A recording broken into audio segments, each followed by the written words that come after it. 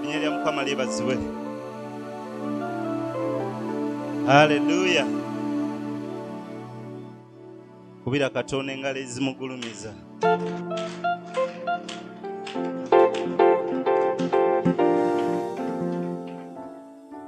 Nebaza Mukama ettuntuliro olwaleero olw'omukisa gwampadde okwogerako naawe. Dakiika ntono nnyo ngenda kubamaliriza sengabana naawe mu linnya lya Mukama waffe Yesu. Haleluya.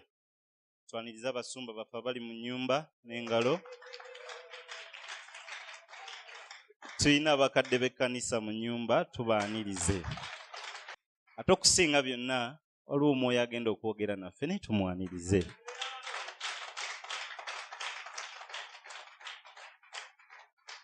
Haleluya. Nsiima Katonda olw'omusumba waffe omukisa gwampadde. Si lwakuba nti nnyinza wadde n'akatono naye olw'ekisa kya Katonda. Amiina. Kale mukyala wange ali wali ali mu Kayiwa Kona. Kale twebaza Katonda nate tugenda kugabana atubikuleko ffenna mu Baluumi 6:13. Baluumi 6:13 tugenda kugabana ku mutwe ogugamba nti obumu ng'engeri ey'okusinza Katonda. Linnya lya Mukama lyebazibwe. Haleluya. Baluumi 6:13 ayogera ku kusinza. Atuwa ekifaananyi ky'okusinza nga bwe kyandibadde erinze naawe abakkiriza Kristo. Kuba oli awo tusinza ani? Kristo. Atugamba atya? Ayinza okunsomerako? Baluumi 6:13 olunyiriri lwa 13. Amiina. So temuwangayo bitundu byammwe eri ekibi okubanga eby'okukoza obutali butuukirivu, naye mwewengayo eri Katonda ng'abalamu abaava mu bafu, n'ebitundu byammwe okubanga eby'okukoza obutuukirivu eri Katonda. Mukama yebazibwe. Tuwengayo emibiri gyaffe tuleme okugiwa eri ki? Ekibi. Eyo y'engeri endala y'okusinza Katonda omuwandiisi gy'atugambye. Iyo oluzungu egamba we present our bodies as a living what? Sacrifice. Because that is the reasonable manner of worship. Hallelujah. Atuyise okujja gy'ali nga tuwaddeyo emibiri. Mukama yebazibwe. Omubiri gwonna ogwange guliko ebitundu biyitirivu. Hallelujah. Amaaso go, ennyindo, ebirowoozo, omutima, byonna akugambye nti bireete gy'ali nga ssaddaaka ki? Ennamu. Nkyamenya okusinza bwe kuli. Haleluya. Bwe tubikula mu Bakolosaayo, Colossians 3 olunyiriri olusooka. Kale obanga mwazuukirira wamu ne Kristo, Mina, munoonyenga ebiri waggulu. Kristo gy'ali ng'atudde ku mukono ogwa ddyo ogwa Katonda. Mulowoozenga ebiri waggulu so si ebiri ku nsi, kubanga mwafa n'obulamu bwammwe bukwekeddwa wamu ne Kristo mu Katonda. Somo lwe 10. Ne mwambala omuntu omuggya, afuulibwa omuggya olw'okutegeera mu kifaananyi ky'oyo eyamutonda. Erinnya lya Mukama lyebazibwe. Amen. Atugambye nti bwe tulokoka tufuuka omuntu ki? Omuggya. Ngezaako okukyusa kuva mu ya Luzungu mpaka mu ya Luganda, kudda mu ya Luganda, so ongumiikirize. Erinnya lya Mukama waffe lyebazibwe. Kakati enkya ya leero nziza okwogera naawe ku kigambo ekigamba nti okusinzako ogenda kukuzzanga bujja bulijjo. Olwotuukirize kiri kye yagambye nti oleete omubiri gwo, present your bodies, tulete emibiri gyaffe nga ssaddaaka ki? Ennamu. Oba oli awo mu lugendo waliwo ebitaagula obulamu. Linnya lya Mukama waffe Yesu lyebazibwe. Bwe tuba nga tuli baakuleeta ssaddaaka ennamu gy'ali, tuteeka okugattako ekirungo eky'okuzzanga obujja. Haleluya. okuzzanga obujja ebirowoozo byaffe, okweddangayo twetunuulire wa we tuyimiridde, jo we nabadde olwaleero wendi. Amiina. Bwe mba wendi n'atwala bbanga ki nga nkyaliwo, oba bwendi nkoze ntya okweyongerawa ewaddako. Ddamu otusomera olunyiriri 10 mukama wange. Ne mwambala omuntu omuggya, afuulibwa omuggya olw'okutegeera mu kifaananyi ky'oyo eyamutonda. Ne mwambala omuntu omuggya, afuulibwa omuggya olw'okutegeera. Bwe tuba tuzza bujja endowooza zaffe, tuziddiza mu kutegeera oyo yakola atya, eyatutonda. Erinnya lya Mukama waffe Yesu lyebazibwe. Haleluya. Olwo ne tujja gy'ali ng'endowooza zaffe newankubadde waliwo ebiyinza okuba nga byazitaataganyizza, olw'okuba tutegedde ani gwe tuyitamu okusobola okwezza obujja, tusobola okukyusa ekyo kiyinza okuba nga kyakutaataganyizza n'ofuuka oyo asaanira okuyimirira okusinza Katonda. Erinnya lya Mukama waffe Yesu lyebazibwe. Engeri endala nnyingi gye tusinzaamu Mukama. Ezisukuluma busukulumi ku kuyimba oba okuwanika emikono. Haleluya. Abaddeko ku radio nempulira omusumba wange ng'akikoonako n'agamba okusinza Mukama tukulabira ku mbalayo.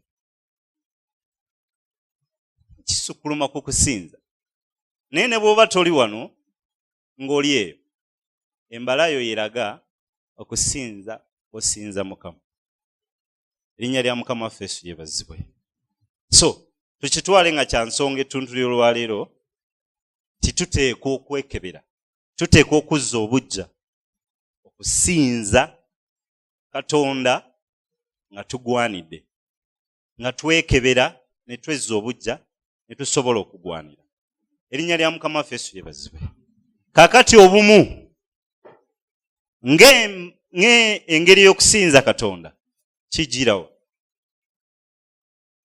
Oneness as a way we worship God. Erinnya lya Mukama waffe Yesu lyebazibwe. Kitandikira wali ku kwekebera. Haleluya. Ate kigenda kutandika naani? Na ssekinnoomu. Erinnya lya Mukama waffe Yesu lyebazibwe. Naye nsaba kireme kukoma ku ggwe. Bwe kimala okufuuka ekikyo, then okisitule olwo kireete eri baganda. Obumu obukwate obujje ku ggwe. Emegamba ndi mwomu. Era oba omu. Nga ggwe matovu, mutabani wa matovu. Naye okijje ku ggwe matovu, mutabani wa matovu, okireete ku matovu, mutabani wa Victory Church Masajja. Erinnya lya Mukama waffe Yesu lyebazibwe. Kigenda kutwetaagisa examining kyesimu. Okukebera, okweteekako thermometer, okweggyako omusaayi gwe weekebere oli otya. Bakolinse ekisooka 11:28. Naye omuntu yeekeberenga yekka. Amiina. Alyoke alyenga ku mugaati bw'atyo, era anywenga ne ku kikompe. Komawo. Erinnya lya Mukama waffe Yesu lyebazibwe. Kigenda kutandika na gwe kwekebera. Nze kwekola ki? Kwekebera. Haleluya. Kubanga ffenna tukimanyi ebyawandiikibwa bikyogera. Bw'oba tokimanyi ngenda kikugamba. Bayibuli egamba nti tuli abantu ab'enjawulo, naye eri Kristo tuli omuntu atya? Omu. Erinnya lya Mukama waffe Yesu lyebazibwe. Bakolinso ayogera ku kulya omubiri gwa Kristo n'okunywa omusaayi gwa Kristo. Haleluya. 28 agambye weekebere ggwe oleme okulya omubiri oba okunywa ku kikompe. 29 kubanga oyo anywa, egambye etya? Kubanga alya era anywa. Alya era anywa. Alya era anywa musango gwe ye. Ate yange egambye bwe nti, for he that eateth and drinketh unworthily. Oyo alya era anywa nga tatuukiridde alya ki? Musango. Erinnya lya Mukama waffe Yesu yeebazibwe. Abooluganda simanyi lwaki tebaakateekawo. Akimalayo? Bw'olya nga teweekebedde, nga tosaanidde, olya musango. Jjukira omwaka guwedde bwalinga bwe buti, ne tusembera wano. Eyo mpisa yaffe era kiragiro okuva eri Kristo. Erinnya lya Mukama waffe Yesu yeebazibwe. Naye kisukkako kukuwa obuwa envinnyo n'omugaati gwe tulya physically. Kubanga eyongerako maaso awo n'egamba nti bw'omala okulya n'okunywa olwo oba oyatudde Kristo. Haleluya. Kati bw'omala okwatula Kristo ekitegeeza waliwo olugendo lw'ogenda okutambula olumaze okulya n'okukola ki? N'okunywa. Bwe tuddayoko mu lubereberye tulaba abaana ba Isirayiri, mu ndagaano enkadde tulaba abaana ba Isirayiri nga batambula emisana nga Kristo abakulembedde alinga ki? Empagi ey'ekire. Ate ekiro n'abeera empagi yaki? Ey'omuliro. Ekiro ekyo ye Kristo, gwe mubiri. Ekiro ekyo ye Kristo, kyekyokunywa kyonywa, gwe musaayi.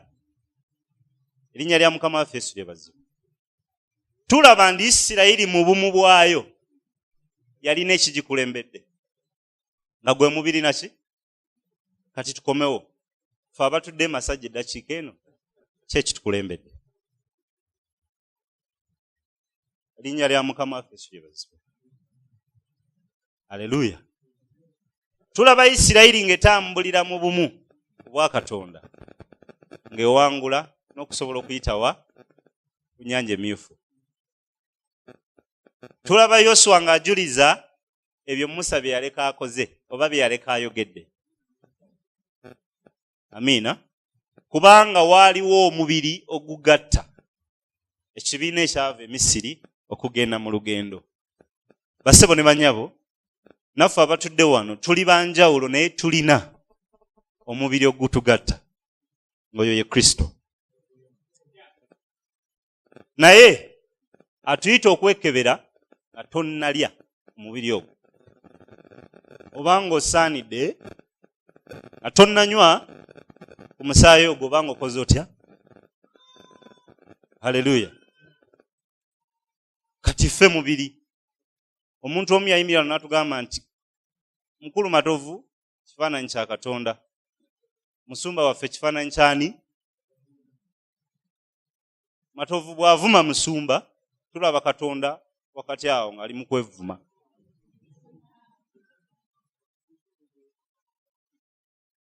Haleluya. Bwe manga nze ni mulokole ng'oli mulokole, tuli baana ba Katonda. Omubiri gwe tuli gwe gwani? Omusaayi gwe tuli gwe gwani? Kubanga gwe gutugatta okufuuka omuntu atya? Abaffe tuli omu.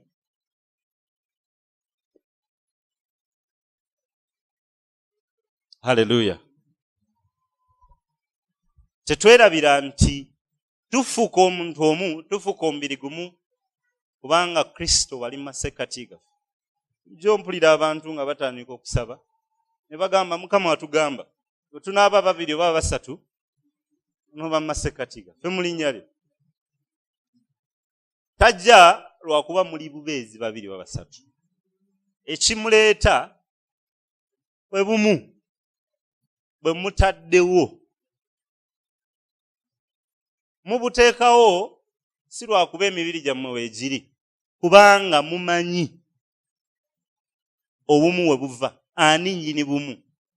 Kyova muyimirira ne mugamba Mukama tuweza ababiri abasatu.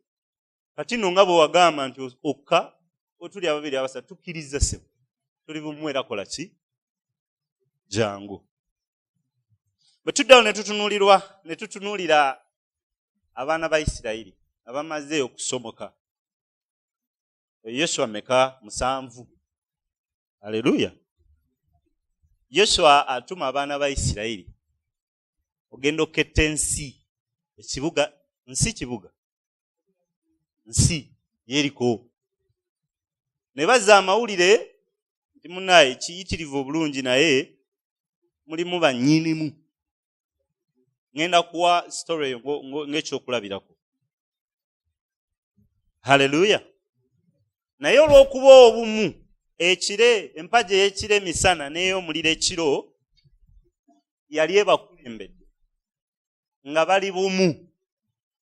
Newankubadde Yeriko yali munene, olw'ebiragiro ebyabaweebwa Mukama nga biwa Yoswa, ne Yoswa n'abakulembera, basobola okuwangula Yeriko. Era basebo ne bannyabo kwolwo Bukedde bwe yawandiika yagamba Yeriko bamuwangudde naye teri mu Isirayiri n'omu afudde. Amina. Owulira CNN nga reportinga ku Russia ne Ukraine. Ati kwolwo bwetyo bwe yalikola ki? Ya reportinga. Naye tutunuulira mu ssuula wansi nga bwe kirira. Ekibuga kye baali baddako okulumba baali bakiyita Ai. Mwana wattu era ne basindikayo ababaka baleeta amawulire kye kiri mu Ai. Ne badda nga bagamba kali akasi katono, tetwetaaga na kwemenya. Ne butaleeta bamaanyi baffe, tuleeteyo abatonotono, tujja sobola okuwangula. Bukedde oba CNN enkeera n'agamba Abayisirayiri baabasse era baabatutte ntyagi. Mukama waffe Yesu yeebazibwe. Naye bwe twekenneenya ensonga lwaki enkeera oba omulundi ogwokubiri bawangulwa. Yeriko baamuwangudde ne be baalabamu ab'amaanyi ne batakola ki? Ne batawangulwa. Naye Aya akatono ke banyoomye akasi bawangulwa lwa nsonga emu.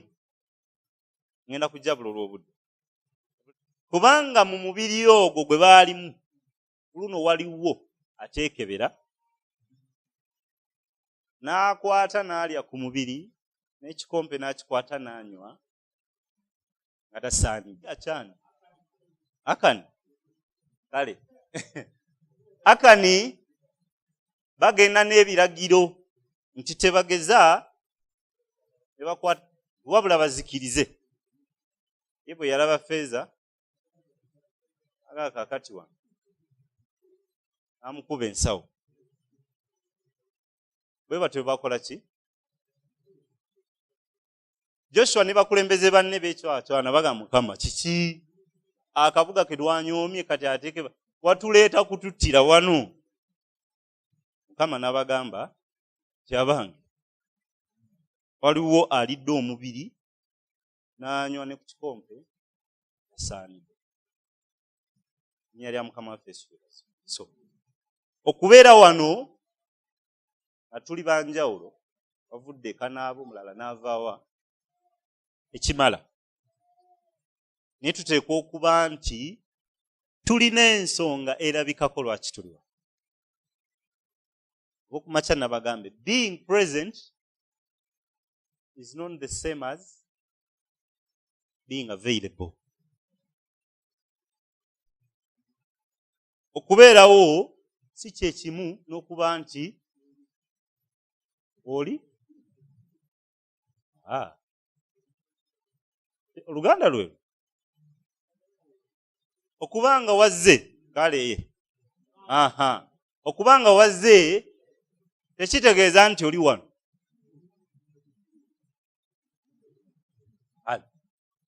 Okutuula ku dayiningi tekikufuula omu ku abo bagenda okulya emmere.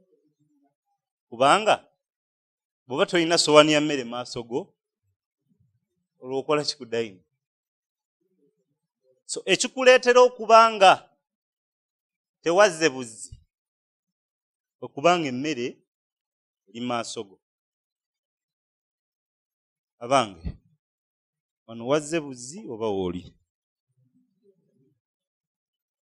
Emyaka gy'omaze wajja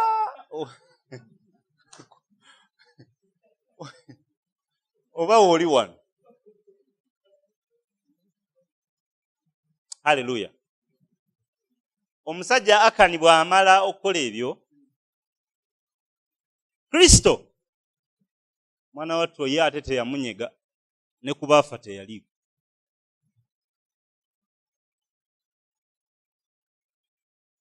Weewaawo yamala n'afa, naye olaba bwe yaleetera obuzibu banne. Yagenda ku lutalo naye nga teyali kituundu ku balwanyi, kuba ebigendererwa by'olutalo n'ebiragiro yabisuulawa bali, n'aleetera obulabe eri banne. Oyagala gamba kati tunaasasuliranga bikolobero by'abalala.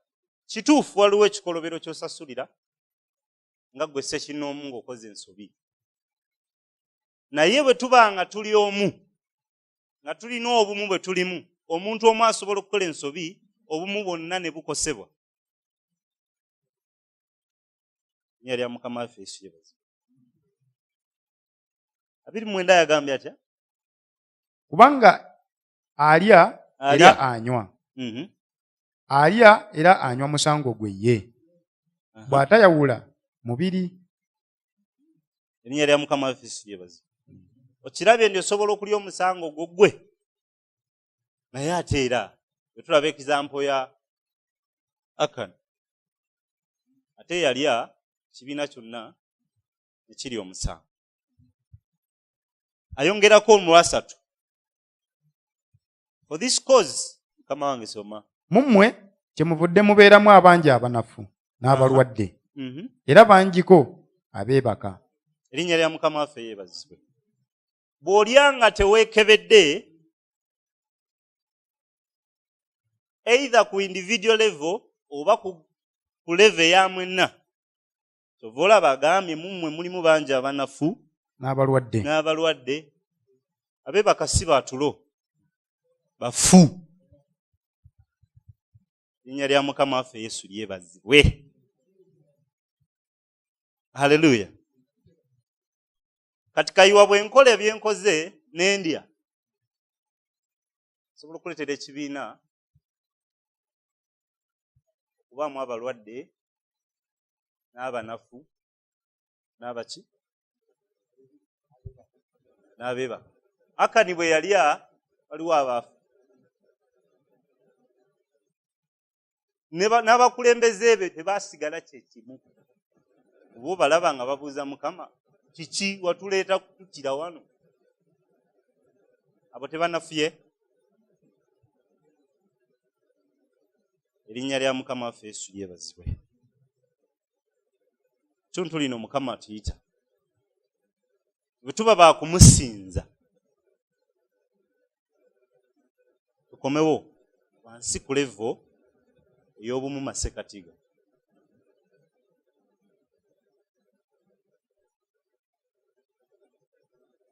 Haleluya.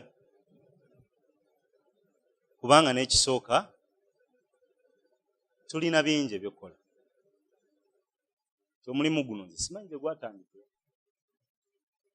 naye ensi eno ewambazza nange yampambazza endetawo. Kati omuntu eyayolesebwa eyatandika omulimu guno, nze bwe baawambazza ne bandeeta wano, nsobola okufuuka omuziziko eri omulimu. Nengulemesa okukola ki? Kweyongerayo. Oba nsobola okwereetera nze okufuna obuzibu olw'okubanga omulimu sigukoze bulungi. Ate ne maliriza nga ngamba oba kale gye nava. Twadde wano ku Lwokutaano, simanyi naye Mukama yamanyi, nkyalo omunaagabana ku bigambo kyenkana bye bimu. N'atugamba ndi Isirayiri bwe mala okufuluma, Mukama teyagiyisa kumpi, naye yabeetoolooza, kubanga yakimanya ndi basobola okutendewaliro lw'entalo ze balina osisinkana ne badduka ne badda e Misiri. Bw'otasooka kwekebera n'olya n'onywa osobola okudduka n'odda e Misiri ate n'osigala ng'ogamba naye bwe nalaga leka watali mafuta aka abantu abamu be nasisinkana. Haleluya. Erinnya lya Mukama waffe Yesu lyebazibwe. Kansemberera okumaliriza. Bikulako mu Bakolinso 10:15. Mbagamba ng'abalina amagezi. Mbagamba ng'abalina ki? Amagezi. Mulowooze kye njogera. Mukama yeebazibwe. Sinza abagambi. Pawulo agamba be masajja kati ng'abalina ki? Amagezi. 16. Ekikompe eky'omukisa kye tusabira omukisa. Si kwe kussa ekimu omusaayi gwa Kristo? Omugaati gwe tumenyaamenya si kwe kussa ekimu omubiri gwa Kristo? Kubanga ffe abangi tuli mugaati gumu, omubiri gumu, kubanga ffenna tugabana omugaati gumu. Erinnya lya Mukama waffe Yesu lyebazibwe. Pawulo akaatiriza ensonga ey'omubiri n'omusaayi. N'eki kyajjayo wano atulaga nti newankubadde tuli bumu naye muffe teri asukulumye kusinga mulala. Ffenna tugasa kyenkanyi mu nnyumba ya Kristo.